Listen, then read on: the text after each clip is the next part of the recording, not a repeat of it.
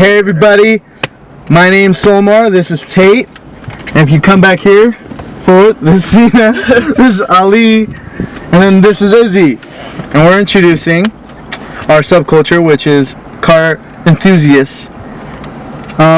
If you don't know what subculture is a cultural group within a larger culture, often having beliefs or interests of various with those of larger culture. So, since we're car enthusiasts, we love cars. That's our culture. And then we'll explain more about that in a sec. Alright, so car culture can be represented in many different ways through many different symbols.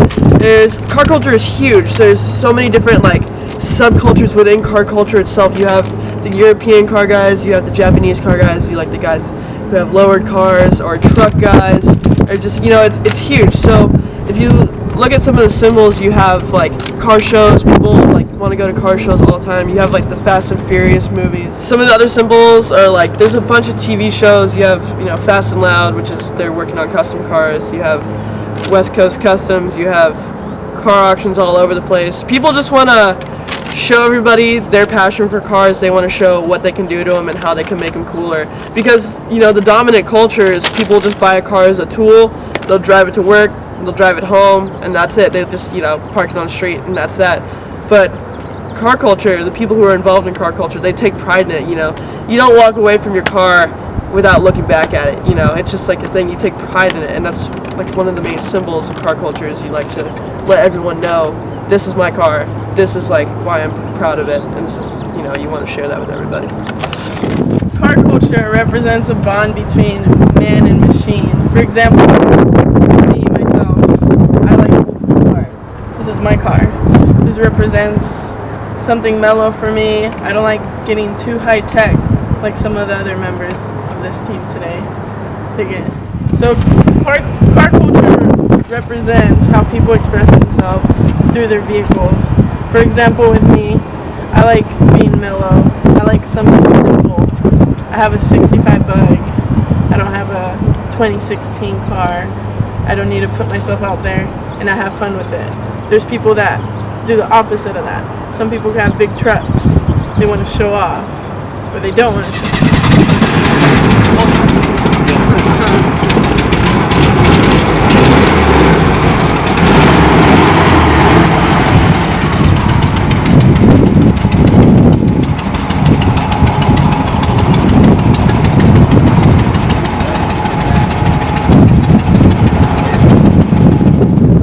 You already met me. This is my Audi A3 hatchback, and the way I see car culture is, I'm gonna explain this up. It's a nice car. I've always loved cars, and I've always loved the Audi specifically because I used to be amazed with transporter movies, and I just wanted to be a secret agent type person. But it all comes down to the speed and the German engineering of the Audi. I love these cars, and I love the looks of them. They're just flawless, perfect. And I have plans to upgrade it. And the way people in this car subculture take pride in their cars and make them, dress them up nicely and make them look beautiful to take them and show them off to other people, I think that's amazing in the way that they show off what they have, and they can actually take pride in whatever. So me personally, I want to do minor things that will make it look a lot nicer and just show it off once it's ready. But I take pride in my car, and I know a lot of people in this culture do the same thing and take pride in their cars. What's up, everybody? My name's Tate. This is my 2007 328i E90 generation. This is my daily driver. I'm not really that big into European cars, but this is my daily. I had a project car as a 1976 Datsun 280Z. For those of you who don't know, Datsun is Nissan before they called it Nissan here in America. And for that car, it's an old car. We had swapped a V8 motor into it, so we were all about power, and it was really ratty. It had rust on the roof, and it was just about it's super rat roddy, and I feel like that kind of represents me, because I care about appearance, but I kind of want to come off as kind of like a hardcore type of dude, like a loud car. I want everyone to know I'm coming up the street. My friends would always tell me like, dude, I can hear you a mile away. Like, come over here, I'll show you. Like, even though I sold the car, like, I still have the sticker on. This is exactly what car culture is.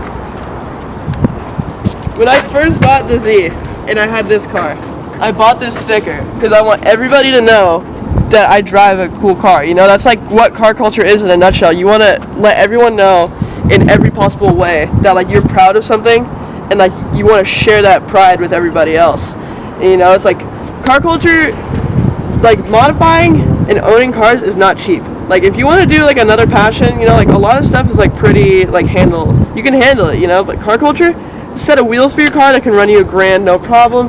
You know, you want to get a new paint job that's like $3-4 grand for like a pretty decent paint job. You want to get an exhaust. You know, it's like you really have to like put your heart into it if you want to have a cool car and share that with everybody else. That's like why I think people who are in car culture like really challenge the dominant culture. And like, you know, they're not just buying a car to use it as a tool. They're buying it and saving up with all their heart and all their energy to make the most coolest thing that they can, and just tell everybody like, look, this is me. This is my car. You know, I want to share it with you guys.